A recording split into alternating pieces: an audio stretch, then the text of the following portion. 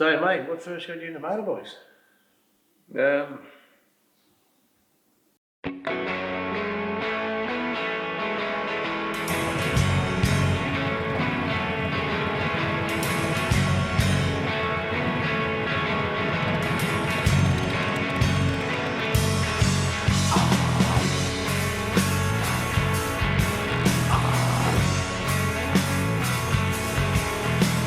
Action.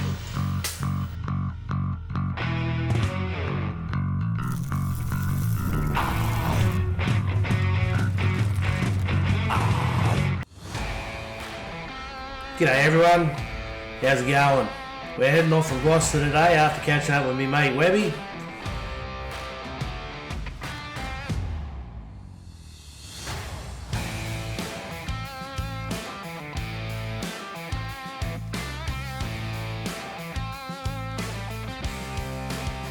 He's going to ride with us for a bit before he splits off to Adelaide. We're going to head through Stroud, Gloucester, Singleton, up into the Hunter Valley, catch up with me mate Hagar. Should be a good ride. Come along, hang on, join the revolution.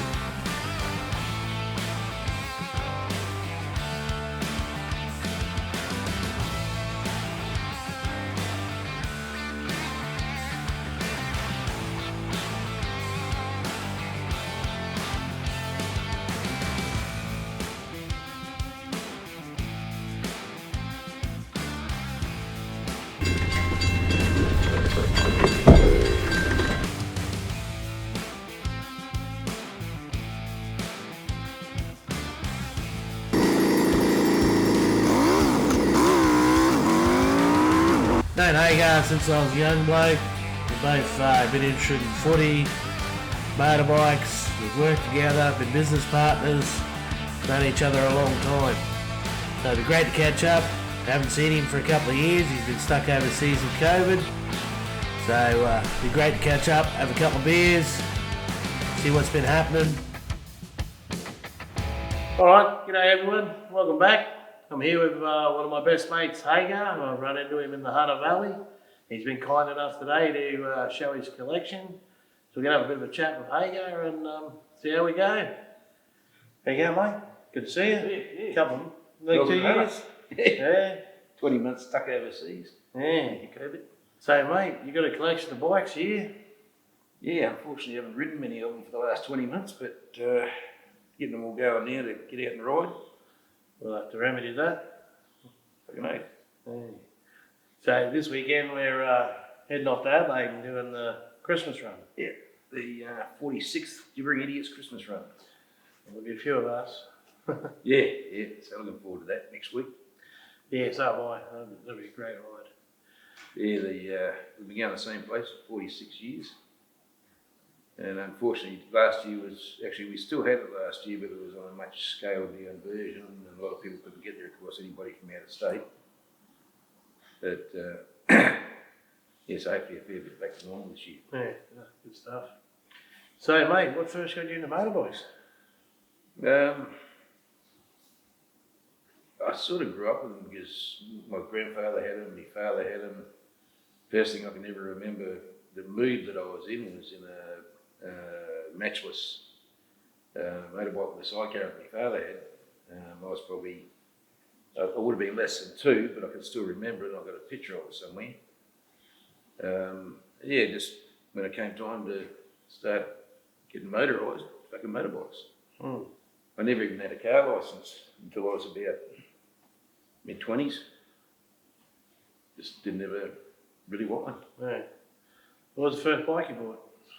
First bike I had was a Jaguar 250. Next one was a BSA C 215. That kept on blowing up. Yeah. Dropped its guts everywhere all over Adelaide, in the Adelaide Hills. Then I had thought I'd try Japanese for a while, so I had a Honda Dream until that shit itself heading up out of Adelaide at the Adelaide Hills. So I traded that in and bought myself a 650 Yamaha when they first came out.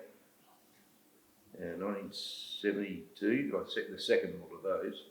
Then bought myself a Suzuki water bottle. I've still got one of those that's in getting fixed up at the moment, 1977 model.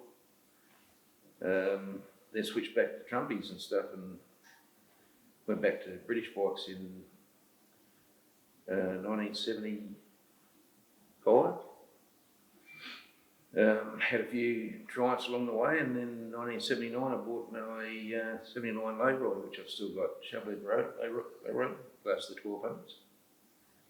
And then over the years, just when I bought that, I swore I'd never sell another bike. So I don't actually collect bikes. I just don't sell them. Don't sell them. Fair enough. But the Java, was that an Indian bike, is it? No, Joe was a Czechoslovakian. Oh, yeah, right. Because Eastern I European. see a bit on Facebook about them. Great old bikes. They go? Yeah, for the day, and actually they used to handle quite well. Got one of the mates around here used to. What was the death of that? Javas? Communism or? Just Eastern Europeans, you know, the economies and that. Technology didn't keep up with it? Yeah, once they opened up to West, back sort of in the late 80s, a lot of those old factories died off. Yeah. I see they're quite collectible, the old Javas. Oh, any old Eastern European stuff anyways, yeah. I mean, even this thing over here, this is a Chengjiang 750 from China. You're familiar with them? You got one? I've got one. I've ridden them many times. And I bought that brand new, believe it or not, in 2001. So it's a side bear of 750. I love my crossbones there. But my favourite one to ride is actually Buell. I've got a Buell 1200 Lightning. And that is just such a beautiful bike to ride, and it's a very, very forgiving bike. You make mistakes and it helps you correct them. Bill, he worked for Harley, then went out on his own, and then Harley brought him out again. No, he didn't work for Harley. I don't think he worked for Harley. He used to do his own builds, he used to build race bikes, and he started Buell motorcycles, and then Harley brought him out, and then when the GSC happened, they shut the Buells up in 2010. I was over in Adelaide waiting for me to get there for the Christmas run. So we'll catch up with it then. But all of these bikes have done some really long trips. This one here is actually I bought from a deceased estate from a mate of mine. You're talking about the Buell, but yeah, we'll catch up with the Buell in Adelaide. Yeah. But so I was talking to Shane earlier today, and he mentioned that you went on a tour of China with him, and he raved about it, and we're planning to ride from Beijing to Moscow one day as well. Yeah, well, it took us, one of my greatest desires when I first got to China was to ride a bike east to west and north to south across China. So I've done the east to west now. Only taken 25 years, but got there. But in 2017, we rode down. I actually started a bit higher up with Shane. I came down from Chongqing to Beijing, down to Xi'an, and then we all met there, and we headed out, because Xi'an's in Shanxi province. Then we headed out through Gansu, Ningxia, then back into Gansu and out to Xinjiang, and then we went up through the Qinghai Tibet Plateau.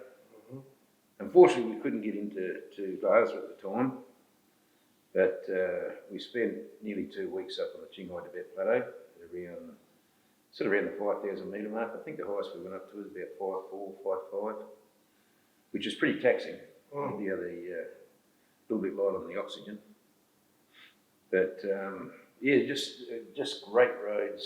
We had one terrible day. It was 178 kilometres of absolute shit road, just all roadworks and mud, and it was pissing down rain, snowing at times. Took us 17.5 hours to do 178 kilometres. I got right to the end of it and fell off about 200 metres from the hotel. As you do.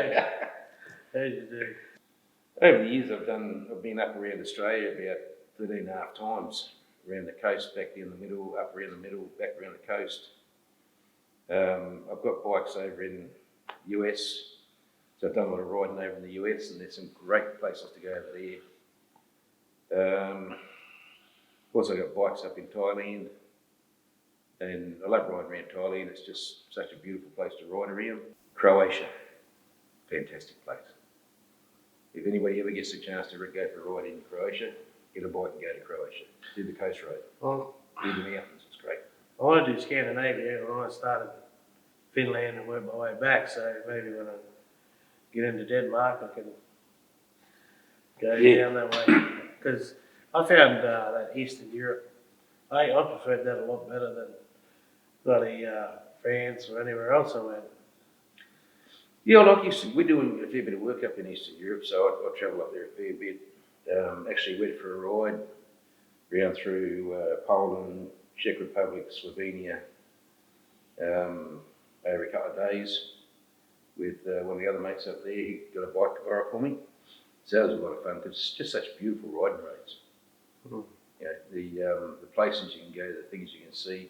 So, in the immediate future, where's after the Adelaide run? Any plans? Well, we want to get back. Shane and I actually had a plan last year before COVID hit to do the north end of Vietnam. Yep. The south end of Vietnam is not much because it's just river delta, but the north end is where all the mountainous country is and all that sort of thing. So I'd like to go up and do that. And then we've been working on, since we've done the Qinghai Tibet trip, been working on a plan to go from Beijing to Moscow. Mm. And a lot of logistics involved. You got to cross several borders, get the bikes in and all that sort of thing. It's about a 10,000 kilometre run. Definitely not doing it in winter. Taking bikes over, or are we going to hire them? What we're talking about doing is, well, I've got mine up there anyway. Yeah. So it's going to be a case of probably getting onto as to a company. But it would be easier to do from what we found out so far if we can actually take our own bikes because of moving them across the state borders or the country borders. We could hire bikes, but it would be easy to do it with your own bikes because I think that will be an easier way to pass them across the borders from what we found out so far. But whichever way we go, if we go up through China, up through the northeast area of China, we've got one border to cross and then you're all the way in Russia, all the way across to Moscow. Mm-hmm.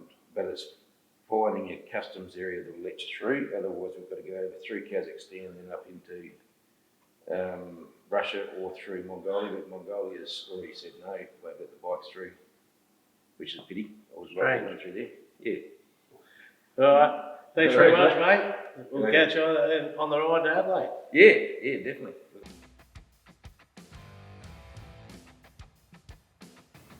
Okay, this is 2008 Road King. The Road Kings to me are one of the best bikes that Harley ever put out with the twin springs and that on them. Anthony says the new ones are really comfortable, but these were the best of the older ones for sure. Air suspension and that, and you can go all day on these things. I've literally done a couple of trips on this where it's been 13 to 1500 kilometres a day. And absolutely magnificent ride, and cruise control. One of the first things we have cruise control actually. Windscreens are great, especially when you're doing big miles. Only thing is, not the greatest ride around the Adelaide Hills or something. So I keep other bikes over there for that. This is really nice long distance bike.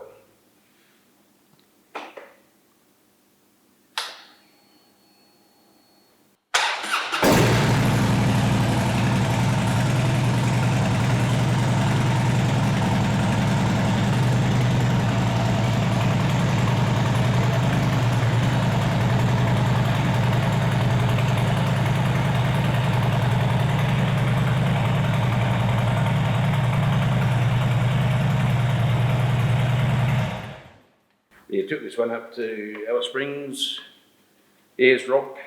I think it was 2018. Favourite ride on this one. Oh, the Ayers Rock, sort of Alice Springs Centre ride, that was good.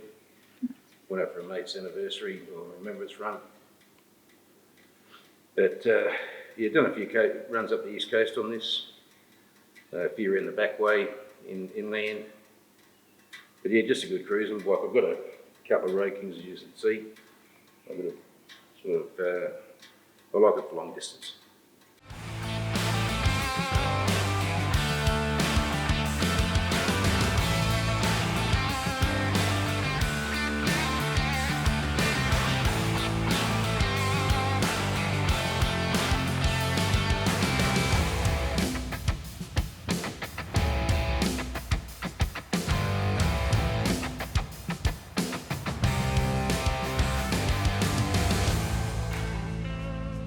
join us next time as we head down the road to see Shane's Man Cave. Be great to catch up and see what he's done with his shed this time. Alright, come along, join the revolution. We'll see you next episode.